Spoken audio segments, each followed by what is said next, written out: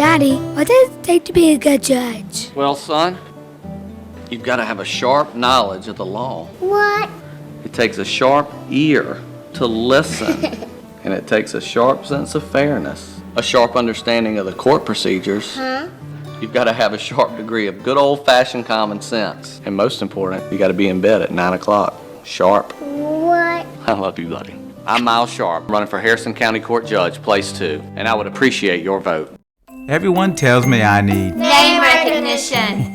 Well, should I go by Tom or by Carter? Why should it be one or the other? My opponents believe our problems are either Democrat or Republican. The truth is, they are America's problems. It's time for South Mississippi to wake up to the fact that it's going to take both parties working together to to care for the mandates of our Constitution.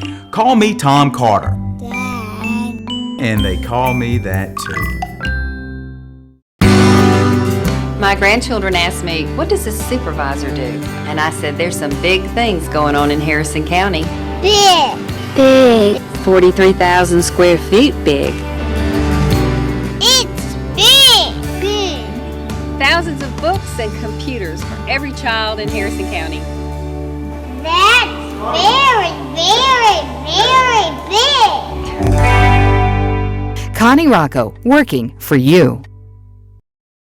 As a real estate business owner and Air Force veteran, I understand the value of hard work, and I'm instilling this value in my girls by having them put up signs.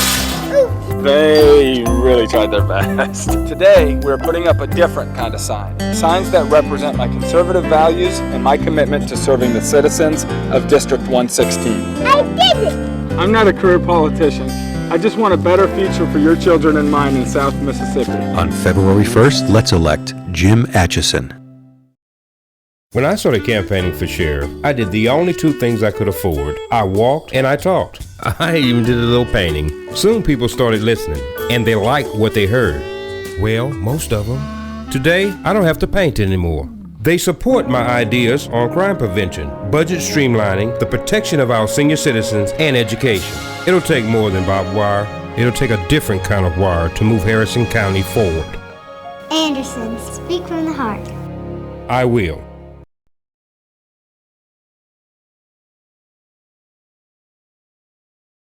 When it comes to Gulfport politics, our city councilmen each have their own agenda. I'm Ricky Dombrowski. Elect me and I'll work with the Gulfport City Council and the mayor with only one agenda: Gulfport's progress. This lighthouse has served as a beacon for Jackson County, symbolizing strength and guiding our citizens. Sadly, the Jackson County Sheriff's Office has lost its beacon of leadership to corruption and abuse of power. It's time we restore honor to the Sheriff's Office and the commitment to our citizens by putting their safety first, with respect for the rule of law as our beacon. Elect me as your sheriff, and I will continue to fight corruption like I have for 30 years. Scott McElrath, a sheriff you can trust. Chancery Clerk John McAdams believes the county's business is our business. So he's put the county's business online where we can see it. Land records, board minutes, audits. McAdams returned $1.9 million in fees to the taxpayers. He earned us $24 million in interest on county funds. And when a dishonest lawyer stole money from vulnerable citizens, McAdams stopped him and got back what was left for the victims. Let's make it our business to re-elect John McAdams. Guided by her belief that the people of Harrison County come first, Connie Rocco has fought the hard battles for small businesses and stands firm in her convictions for smaller government. Her tenacious attitude after Hurricane Katrina brought millions of dollars to the county. And when the BP oil spill monies were going to unaffected states, Connie went to Washington to say, no way. Connie Rocco is not afraid to tackle the tough issues nor answer the tough questions. On August 2nd, let's re-elect Connie Rocco, Harrison County District 5 Supervisor. He's no stranger to the people of Harrison County. To city and county officials, he's known as a visionary and unifier, solving problems and creating future growth. To the business community, he's a doer, helping to bring new businesses to Harrison County and create hundreds of new jobs. To the citizens, he's genuine, a man who keeps his word and works tirelessly to make this place we call home even better. Bill Hessel. He's not a career politician or one who'll need on-the-job training. August 7th, let's elect Bill Hessel, our District 2 Supervisor. There's an important job you may not know about in Harrison County, one that affects the judicial process, where misdemeanors and preliminary hearings for capital murders are handled. Choosing a new county attorney requires a proven prosecutor like Herman Cox. As assistant county attorney, he knows the job. As a former assistant DA, he tried more than 100 jury trials in just 3.5 years. He has almost twice as much experience as all the other candidates in the race combined. Let's elect Herman Cox, our county attorney. Growing up the son of a policeman, Scott McElrath learned about the values of honor, respect for the rule of law, and most of all, integrity. At 23, he graduated from the Mississippi Police Academy and has risen through the ranks with an impeccable record. From deputy to investigator to administrator, managing multi-million-dollar budgets, later becoming chief investigator for the district attorney. Scott continues to work tirelessly, fighting crime in Jackson County. Scott McElrath, a sheriff you can trust. There are those who thrive on challenge. Take Credell Calhoun. When his country called, he picked the U.S. Marines. In college, he earned a master's degree.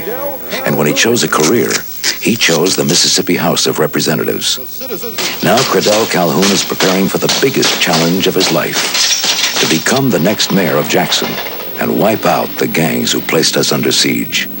And for the sake of our city, may the best man win. Credell Calhoun for mayor. In 1979, 4 corrupt supervisors were milking Mississippi taxpayers to the tune of $1.6 million a year.